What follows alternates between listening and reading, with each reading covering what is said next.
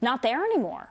Producers, they're worried about oil prices falling right now. We are down 1%, $45.41 a barrel. This is actually the lowest since the third quarter of last year.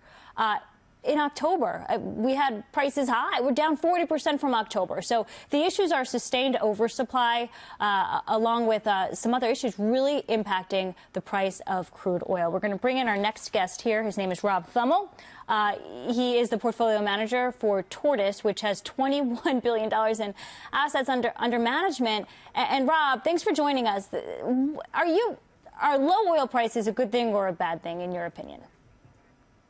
Yeah, no, thanks for having me, Lauren. So, yeah, low oil prices are actually a good thing for the economy, right? It stimulates growth going forward, right? So gasoline prices are low. That's more money in the consumer pocket. So we have to be.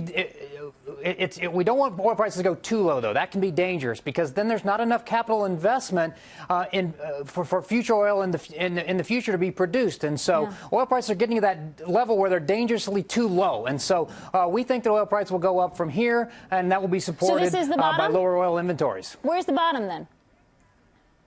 Well, we think we're pretty close to it, right? Because what happened is we had too much oil come to the market too fast, and so oil inventories increased. So now, starting in 2019, you're going to start to see oil inventories decline, and when that happens, you'll start to see oil prices rise again, and we'll go back to, we think, $55 to $65 here in the U.S. And that's a real sweet spot for the consumer as well as the U.S. producer.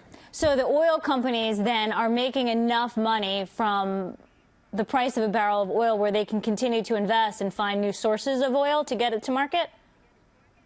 When it's 55 to 65, when it's below 50, that's when U.S. oil producers start to cut back. They cut their production back. They cut their capital back. And that's when they don't spend enough money to produce more oil in the future. And that's when we could see a price spike well into the future because the investment's not being made today. Well, the good news is that gas prices are about the cheapest for this time of year in about 2 years. So that's a tax cut for so many consumers. But are you able to see that as a good thing, or are you more worried about the global demand drying up story?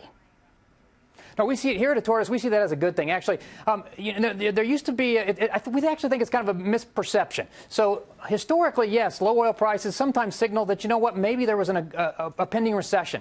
We don't think that's the case anymore. We're not really concerned about demand.